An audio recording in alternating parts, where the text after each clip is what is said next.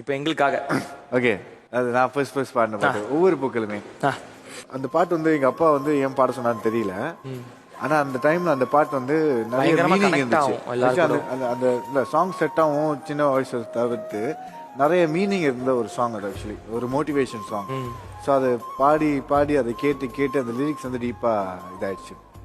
So எனக்கு பிடிச்ச கட்டம் வந்து உள்ளம் என்றும் எப்போதும் உடைந்து போக கூடாது, என்ன இந்த வாழ்க்கை என்ற எண்ணம் தோன்றக்கூடாது, எந்த மனித நெஞ்சுக்குள் காயமில்லை சொல்லுங்கள், காலப்போக்கில் காயமெல்லாம் மறந்து போகும் மாயங்கள்.